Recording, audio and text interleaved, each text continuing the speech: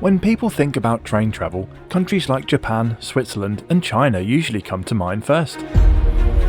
But nowhere on Earth has a rail network quite like India.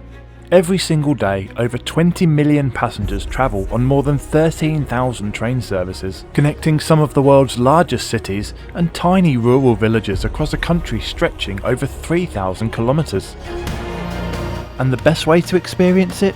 Without doubt, an Indian Railways sleeper train.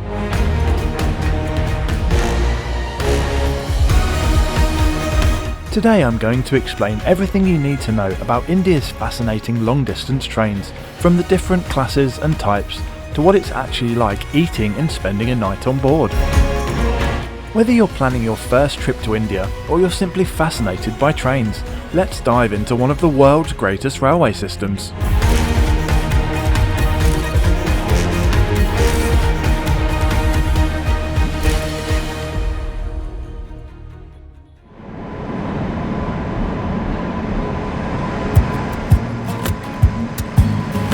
India isn't just a country with trains, it's a country that runs because of trains. Thousands of long-distance services crisscross the nation every day, linking enormous cities like Delhi, Mumbai, Kolkata and Chennai with every corner of the country. Some overnight trips last just 7 or 8 hours, other journeys continue for 2 or even 3 days and nights.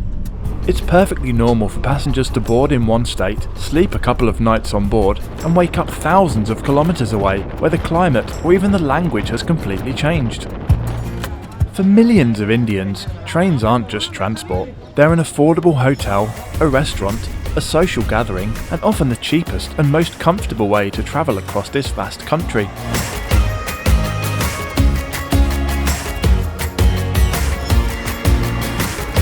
One thing that surprises first-time visitors is just how many different types of trains there are. Traditionally, at the very top sit the famous Rajdhani Express trains. These connect New Delhi with many of India's state capitals and largest cities, and are among the fastest and most prestigious conventional overnight services.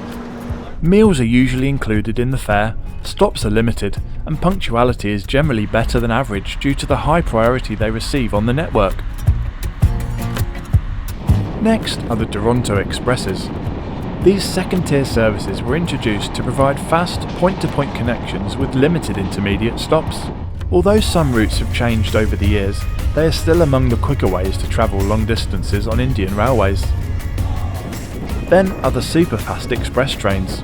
Despite the name, these aren't high-speed trains. Superfast is simply an Indian Railways classification of trains that meet a higher average speed, which generally results in faster schedules and often fewer stops than ordinary express services. Finally, you'll find countless mail and express trains which are the backbone of the network, stopping at towns and cities both big and small all across the country. They may not be the quickest, but they are excellent value and do provide the most authentic experience.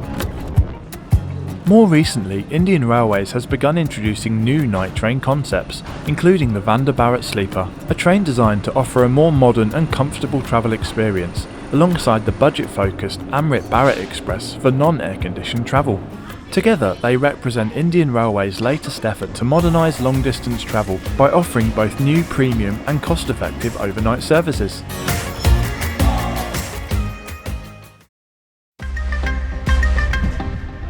Now, let's talk about accommodation options. This is probably the biggest question international visitors have. There are several different sleeper classes, each with a completely different experience. At the top is First AC. Think of it as India's equivalent of a small hotel room on rails. Compartments contain either 2 or 4 berths with lockable doors, air conditioning, bedding, and plenty of privacy. It's comfortable, quiet, and perfect for long journeys, although availability is often very limited, with many tickets selling out long before travel. This class is only available on selected long-distance trains, including all Rajdhani and many Duronto services. One quirk of the system that I'm really not a fan of is that First AC cabin allocations are often only finalised a few hours before departure. That means even if you're travelling as a group of 2 or 4, you can't always guarantee you'll have a compartment to yourself. Next comes AC 2-tier. Here you lose the lockable compartment, but you still enjoy wide berths, curtains for privacy, and air conditioning. Many experienced travellers consider this the sweet spot between comfort and price, and I would definitely agree with this sentiment. Then there's AC 3-tier. This is a very popular choice among international visitors, especially backpackers, as it offers great value while still providing a comfortable travel experience. Each bay contains 6 berths arranged in 3 levels, plus 2 side berths beside the aisle. It's air-conditioned, affordable, and offers a great social atmosphere. Below that is the legendary sleeper class. No air conditioning, open windows, ceiling fans, and an atmosphere unlike anywhere else in the world. It's incredibly affordable and hugely popular with Indian travellers. For many railway enthusiasts, this is the most authentic way to experience India, although it can become extremely crowded and hot during peak periods.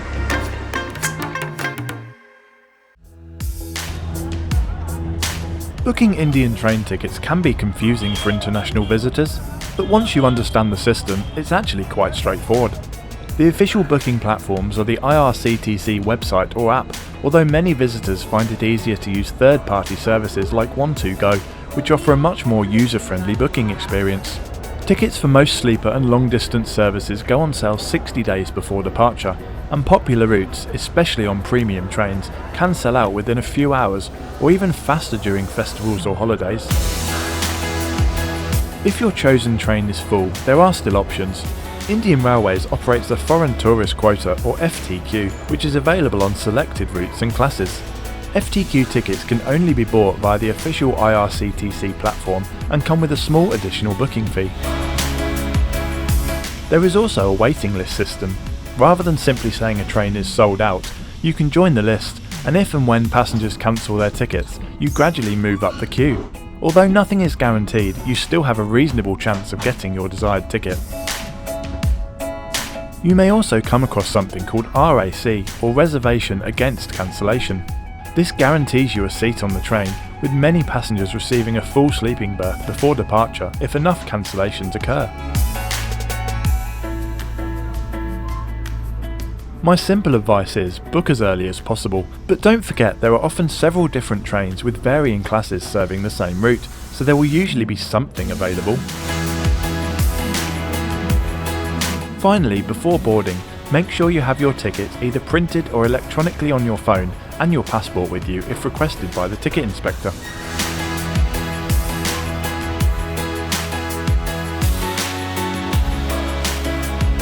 One of the best parts of Indian sleeper trains isn't actually the train, it's the people. Within minutes of boarding, you'll often find yourself chatting with families, sharing food, comparing travel stories, and receiving recommendations for places you've never even heard of. It's very easy to communicate too, as English is widely spoken in India. Hospitality is a huge part of the culture too, and it's not uncommon for fellow passengers to offer homemade sweets or snacks. And you won't go hungry either. Throughout the journey, vendors walk through the train selling everything imaginable. Fresh chai, coffee, water, fizzy drinks, samosas, biryani, ice cream, fresh fruit, and endless other snacks and meals. Watching station life unfold during longer stops is also part of the experience. Platform food stalls fill the air with incredible smells, and at some of the longer stops you may get up to 15 minutes to jump off, stretch your legs and buy some refreshments. You can even use the Indian Railways IRCTC app to order food online, and it will be delivered to the train at some designated stops. Every platform has its own character. Porters rush by carrying impossible amounts of luggage. Families gather to wave goodbye. The railways really are the essence of travel within India. Wi-Fi is generally not available on board any Indian trains. However, the 4G and 5G mobile coverage is usually pretty good, unless you really are in the middle of nowhere, in a tunnel or on a mountain pass.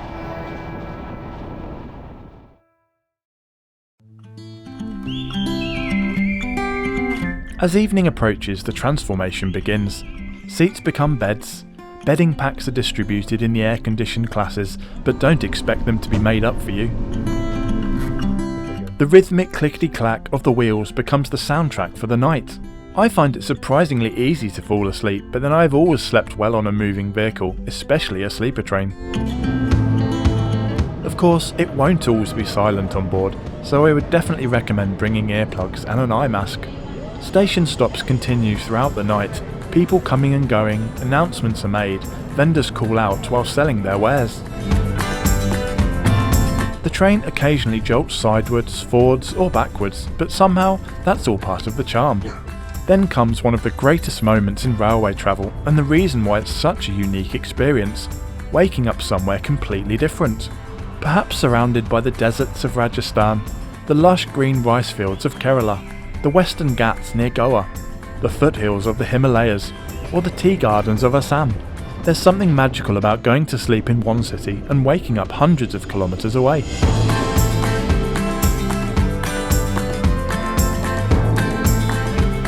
If it's your first visit to India, there are several iconic overnight routes I'd recommend.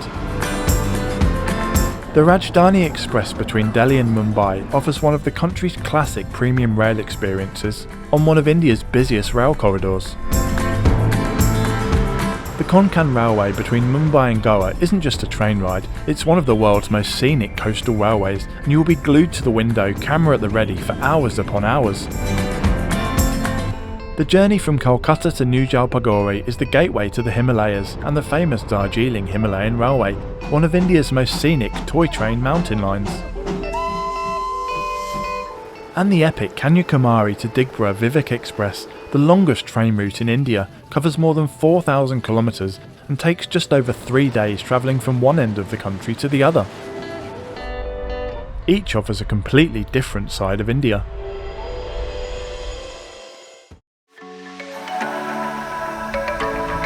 Indian trains aren't perfect. They can be delayed, sometimes by many hours, so don't plan any tight connections. Stations can feel chaotic, booking tickets can be confusing, and at first the whole experience may seem overwhelming. But that's exactly what makes travelling by train here so unforgettable. It's not simply about getting from A to B, it's about meeting people, watching India's landscapes change hour by hour or day by day, sharing meals with strangers, drinking countless 10 rupee cups of chai, and becoming part of a railway system that's unlike anywhere else on earth. If you're planning your first visit to India, don't fly between every city. Take at least one overnight sleeper train, and you might just find it becomes the highlight of your entire trip. If you enjoyed this video, be sure to subscribe to Asian Train Guide for more railway adventures from India and across the whole continent. And let me know in the comments, which Indian train would you most like to ride? Thanks for watching, and I'll see you in the next one.